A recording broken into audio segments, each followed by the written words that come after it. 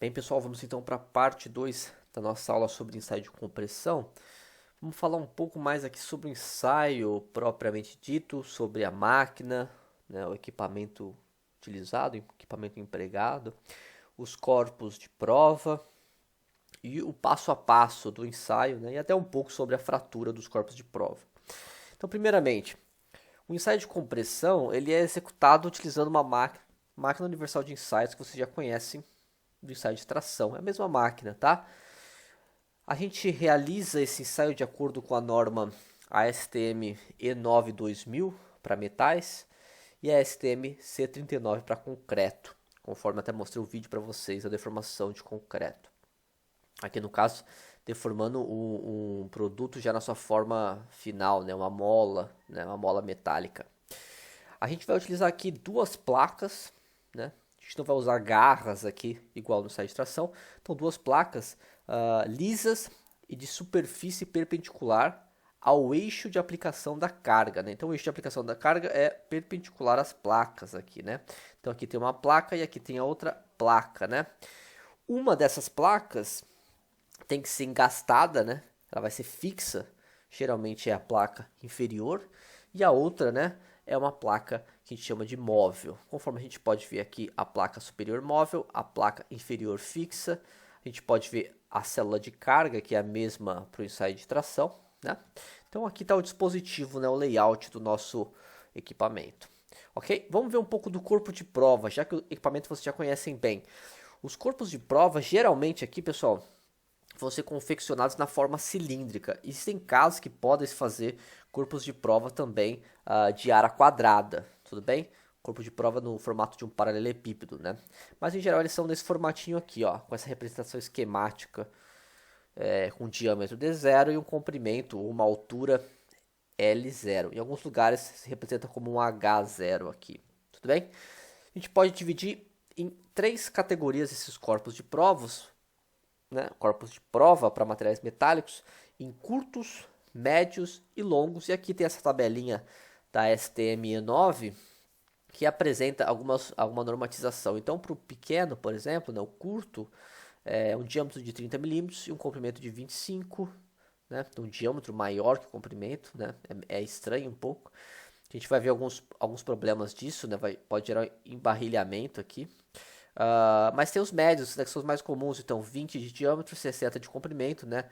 Uma relação de 3 vezes aqui já é mais adequada. E os longos, né, que tem um diâmetro pequeno de 20 e um comprimento grande, 160. Isso pode levar a um outro defeito chamado flambagem. Então, o mais comum é a gente utilizar esse meio aqui, esse médio, para evitar alguns tipos de defeitos desse processo, tá? Algumas limitações do ensaio que a gente vai ver na sequência. Primeiro é a flambagem, tá, pessoal?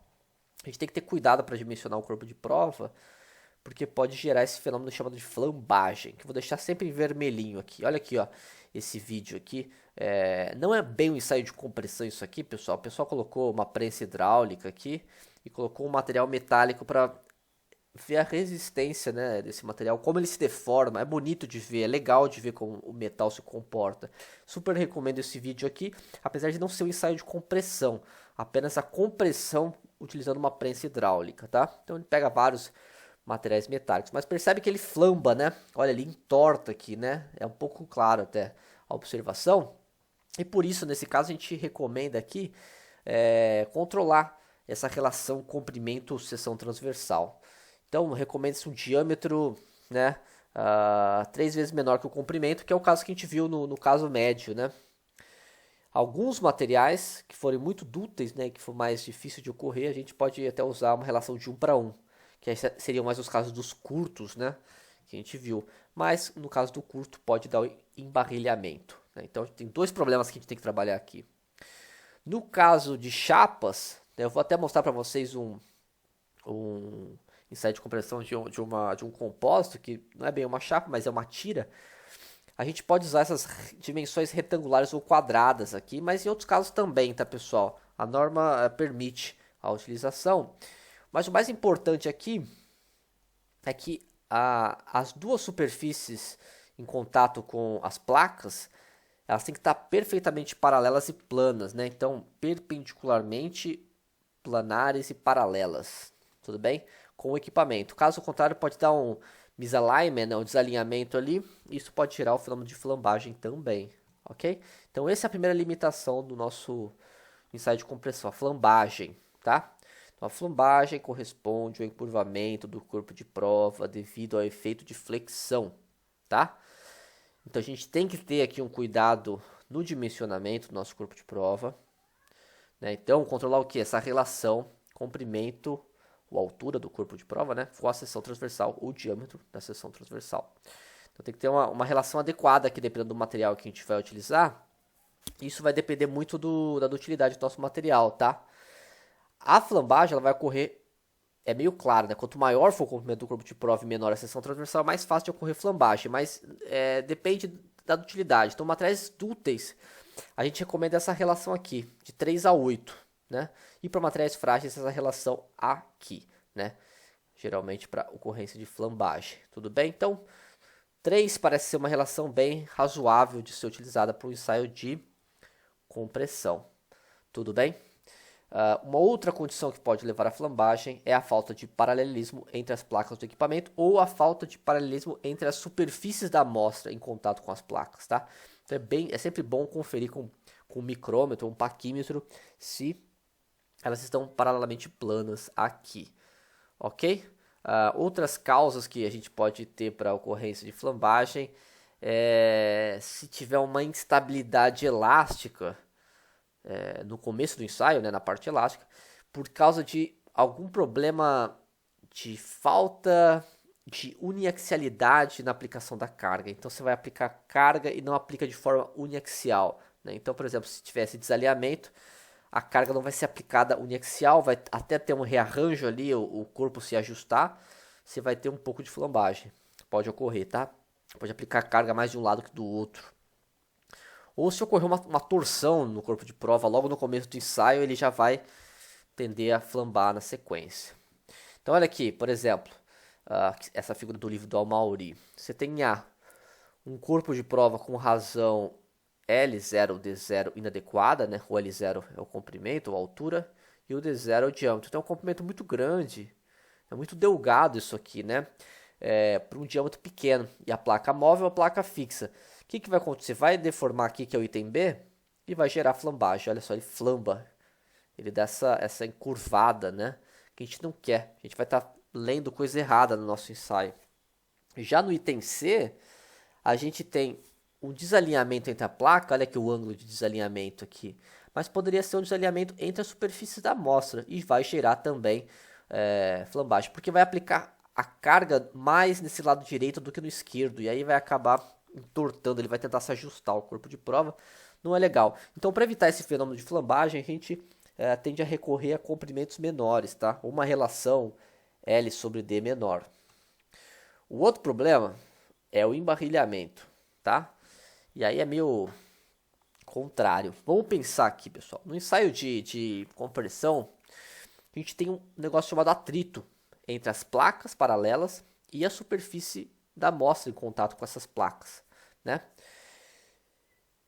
Esse atrito, dependendo do tamanho que ele for, do coeficiente de atrito desses materiais, ele pode dificultar muito a deformação nessa região em contato com as placas, né?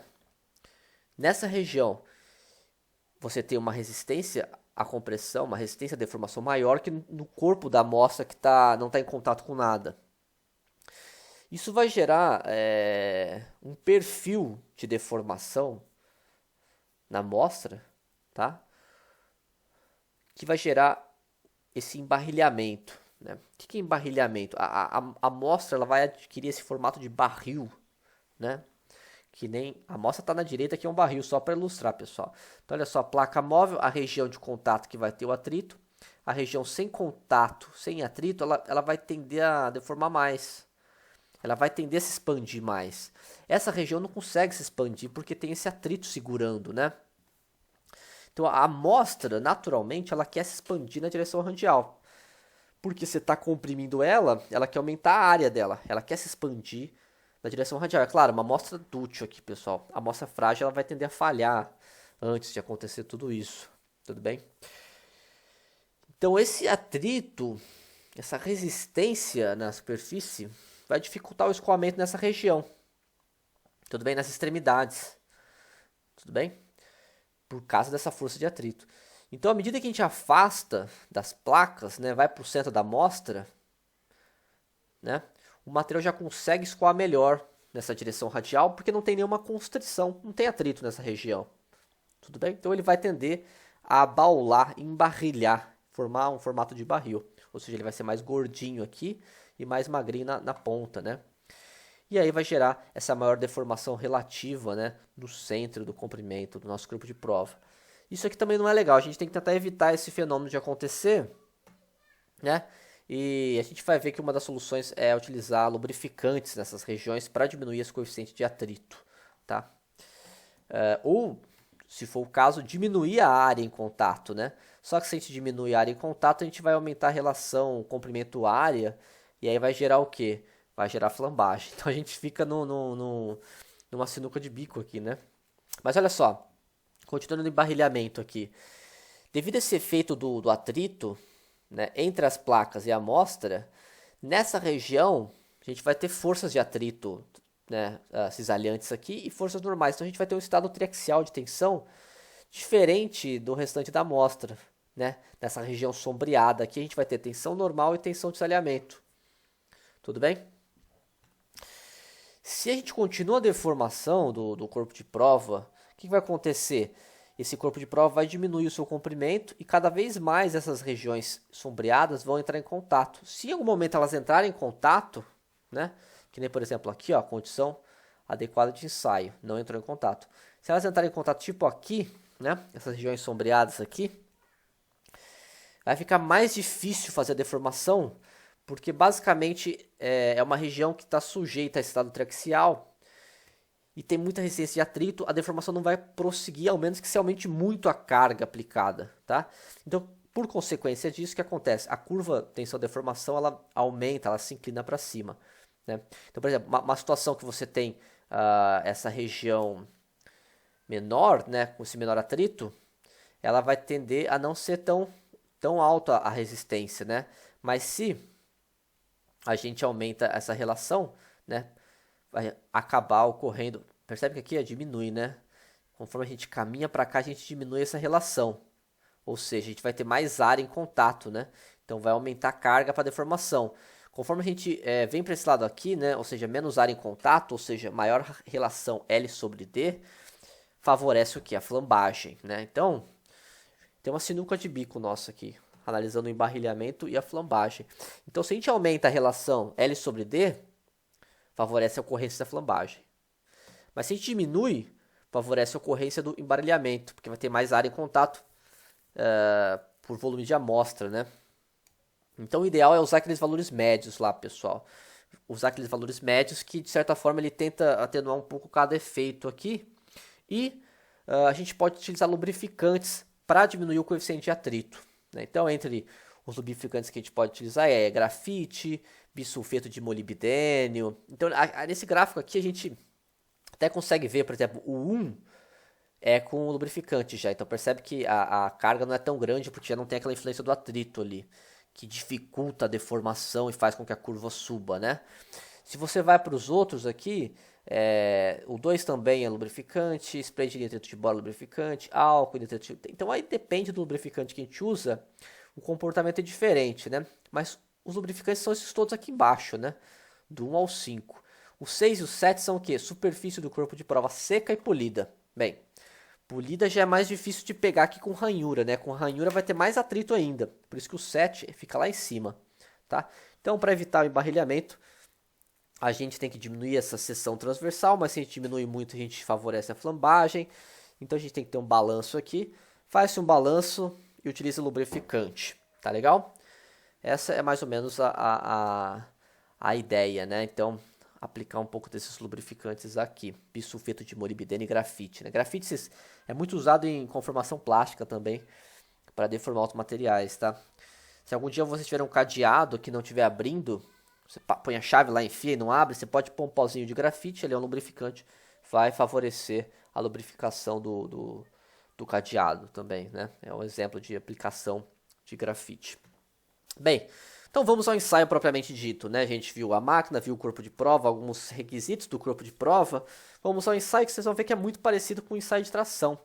A gente deve aqui preparar o corpo de prova e nesse caso é importante a gente dar uma lixada e um polimento nas superfícies que vão em contato com as placas, de forma que eles fiquem paralelamente planos, tá? A gente liga a máquina, se não estiver ligada, é claro, aguarda ela estabilizar. Enquanto isso a gente pode ir fazendo as medições do nosso corpo de prova, usando geralmente um paquímetro ou um micrômetro, dependendo do tamanho da amostra. Pega mais de um ponto, é claro, né? A gente novamente considera que é para amostras ter um formato padrão, mas pode haver variações de tolerância que devem ser levadas em consideração. A gente vai abrir o nosso software, que nem a gente viu na nossa aula prática, e vai inserir as medidas dos milímetros para fornecer a área. Coloca as placas de compressão na máquina, nesse caso a gente não vai colocar as garras, e sim as placas planas, tudo bem? Vamos colocar a amostra no centro da placa inferior, de forma que ela fica perpendicular a essa placa e alinhada ao eixo de aplicação da carga superior. A gente pode aplicar alguns lubrificantes aqui para evitar o fenômeno de embarrilhamento, tá? Que nem a gente viu no slide passado. Olha a nossa maquininha aqui, né? A nossa máquina universal de ensaios Instron, né? Olha aqui a amostra aqui, parece um concreto, o material cerâmico, as placas, cela de carga e a máquina em si, né? Então tem um extensômetro aqui a laser, né? Óptico, na verdade, né? Então a gente pode utilizar quem aqui? O extensômetro pode ser também mecânico, de contato, pode ser óptico, pode ser com tinta, pode ser com laser, né? Da mesma forma que para tração, a gente pode utilizar extensômetro aqui, e da mesma forma a gente pode utilizar o extensômetro até a parte elástica, se for um extensômetro de contato. A partir daí a gente determina no software a taxa do ensaio, até que carga a gente vai, né? A taxa aqui também é muito parecida com o ensaio de tração, geralmente 1 vezes 10 a menos 3 segundos a menos 1, tudo bem? A gente vem aproximando então a placa superior do topo da nossa amostra e aplica uma pré-carga para dar um assentamento ali, uma tensão de ajuste para alinhar o nosso corpo de prova no sistema, tá? E deixar o sistema alinhado e perpendicular às placas, a nossa amostra alinhada às placas. Zera a carga para iniciar o ensaio, né? Isso pode ser feito tanto no painel de controle da máquina quanto no software. E aqui é interessante, a gente coloca um anteparo como proteção, porque às vezes o material ele fratura de forma frágil, né? E como você está uma carga aplicada muito alta, no ensaio de tração você está puxando, ele apenas fica preso na garra. Nesse caso ele pode fraturar na forma de projétil, né? Então é bom tu colocar um anteparo, geralmente uma película de um polímero transparente, como PMMA, mais para fins de proteção do operador aqui.